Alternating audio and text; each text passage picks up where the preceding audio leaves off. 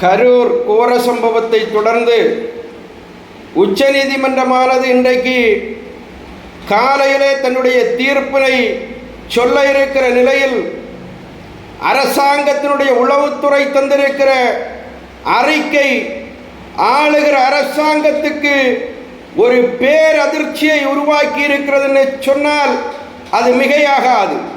என்ன அறிக்கைன்னா, சாதாரணமாக ஆளுகிற அரசாங்கங்கள் தன்னுடைய கட்டுப்பாட்டில் வைத்திருக்கிற உளவுத்துறை குறைந்தபட்சம் மாதம் ஒன்றுக்காவது நாட்டு மக்களுடைய நாடி துடிப்புகளை எடுத்து அரசாங்கத்துக்கு தருவது வழக்கம். அந்த வகையில் கரூர் சம்பவத்துக்கு ஒரு வாரத்துக்கு முன்னர் உளவுத்துறை எடுத்த அந்த ரிப்போர்ட் என்ன சொன்னதுன்னா, இன்னைக்கு தேதியில் தேர்தல் நடத்தப்பட்டால் ஆளுகிற திராவிட முன்னேற்ற கழகம் 80 தொகுதிகளையும், எதிர்கட்சியாக இருக்கிற அண்ணா திராவிட முன்னேற்ற கழகம் 75 தொகுதிகளையும் கைப்பற்றும். எஞ்சியிருக்கிற தொகுதிகள் இழுபறி தொகுதியாக அறிவிக்கப்படுகிறது என்கிற செய்தியை அது தன்னுடைய அறிக்கையிலே சொன்னதாக தகவல் சொல்லுகிறது.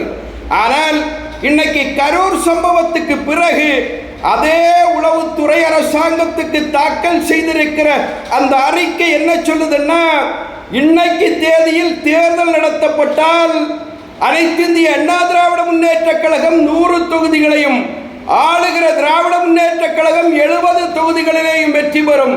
எஞ்சியிருக்கிற தொகுதிகள் இழுபறி தொகுதிகளாக அறிவிக்கப்படுகிறது என்கிற செய்தியை இன்னைக்கு உளவுத்துறை திராவிட முன்னேற்ற கழகத்துக்கு தந்திருக்கிறது.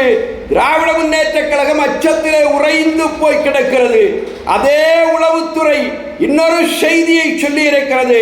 என்னன்னா, ஒருவேளை தமிழக வெற்றி கழகம் அதிமுக அங்கம் வகிக்கிற என்டிஏவுக்குள்ளே வந்துவிட்டால் அதிமுகவுக்கு ஸ்வீப் விக்டரி கிடைக்கும்.